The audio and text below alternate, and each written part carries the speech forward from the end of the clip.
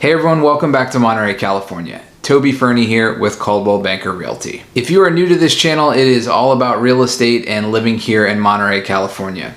In this video, I'm going to be taking a look at the process to purchase a home at Seahaven, which is one of the new housing developments in Marina, California. I will be discussing the model homes, waitlist process, expected construction timeline, additional costs that may come up, working with a realtor, and showing you some aerial views of the development throughout this video.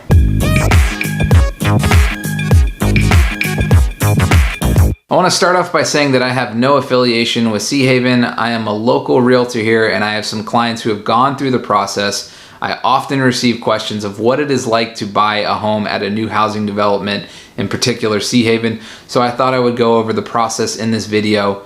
Hopefully you'll find it helpful. If you get any useful information out of this video, if you can hit the like and subscribe button, that is always greatly appreciated. In 2020, Monterey saw an influx of buyers moving to the area.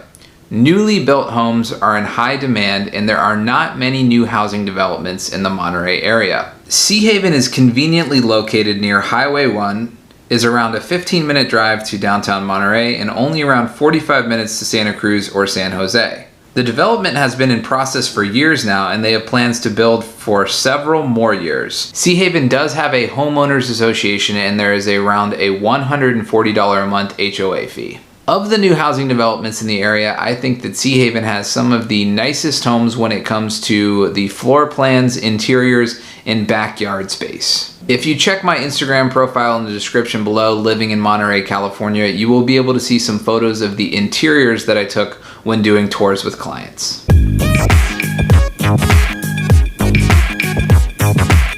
There are 4 collections at Seahaven: Laia, Larkspur, Villosa, and Cypress. Each of these collections have several models with different price points. If you check the description below, you'll be able to see the Seahaven website and you can see the different specs when it comes to the size of the homes and the cost of the base price to build one of these models. When the website mentions a price, please keep in mind that this is the base level price when it comes to building these homes.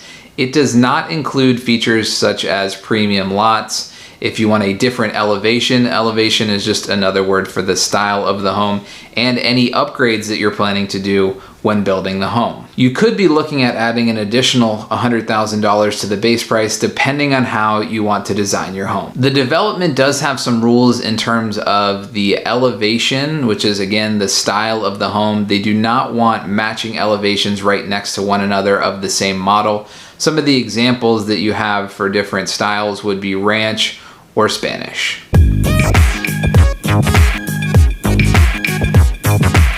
Seahaven likes you to start the process by getting pre-approved with their preferred lender. They want to make sure that you are qualified to purchase the home and get yourself on the wait list. Every few weeks there are new lots that are released depending on where they're planning to build in the next phase of the development. The wait list is separated by collection and it is a first come first served basis. Recently I had some clients that were number 8 on the wait list, and when some new lots opened up, it turned out that there was a number of people that were either no longer interested or had purchased homes somewhere else. So we ended up getting one of the only 3 lots that were released for that style of collection. So if you are further down on the wait list, I wouldn't say that you should get dejected. You may be able to get your name down on a lot faster than you think.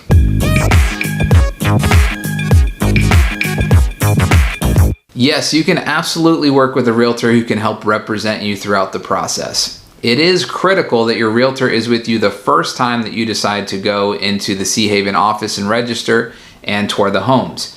If you choose to go and see the homes at Seahaven, then afterwards you decide that you would like a realtor to represent you, you are a little bit too late in the game at that point. As is traditional in the area when you're working with a realtor, Seahaven, who is considered the seller's side in this case, does pay the real estate commission for the buyer's agent. So that's not an additional cost that you will have to take on if you're working with a real estate agent. As many of the costs are fixed when it comes to the construction of the homes, your realtor likely will not be able to help negotiate terms or pricing when it comes to building the new home, as your realtor should be doing if you're purchasing an already existing home. That being said, I do think it is critical to have a real estate agent represent you when you're purchasing at a new housing development so they can help explain the process to you, answer any questions that you have, review the paperwork, and advocate for you when it comes to the building of your new home.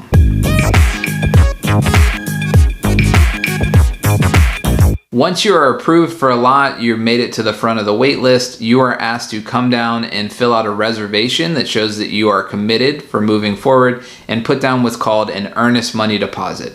The earnest money deposit is 3% the cost of the base price. Typically in the real estate process, when you put down your earnest money deposit, you still have the ability to get that back while you do your inspections and your due diligence to make sure that the home is in the proper condition. When purchasing a home at a new housing development such as Seahaven, you do only have 3 days to make a decision if you would like to change your mind before your 3% deposit potentially can be kept. A couple of weeks into the contract, you will go over to Seahaven, you will meet with their design specialists at your design appointment, and that is when you're going to be able to pick out all of the additions or upgrades that you would like to the interior of your home before they start building.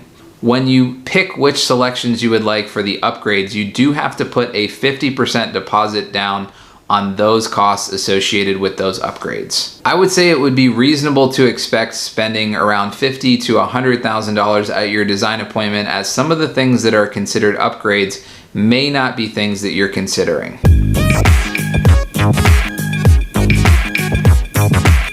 It is expected, as long as everything is on time, that it is going to take around 6 to 8 months to build your home from the time that they break ground on your lot. Keep in mind that the construction industry has been under a lot of constraints this past year, and there have been delays when it comes to supply chains and the number of people who can work on a construction site at one time. So when you sign your contract, there is a 6 to 8 month estimated build time, but it does say that there could be unforeseeable reasons that would extend that timeline past 8 months. So if you're looking to move into a house right away and you're looking for a new construction build, I would recommend that you purchase one of the already existing homes that is being resold at Seahaven or one of the other new housing developments in the Monterey area.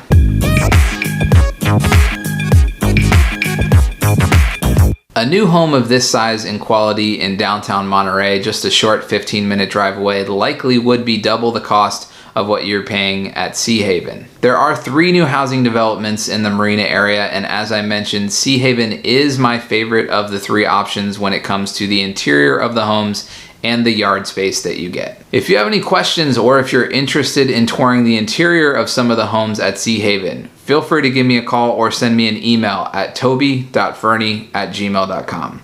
Like and subscribe. Stay tuned for future content all about real estate and living here in Monterey, California.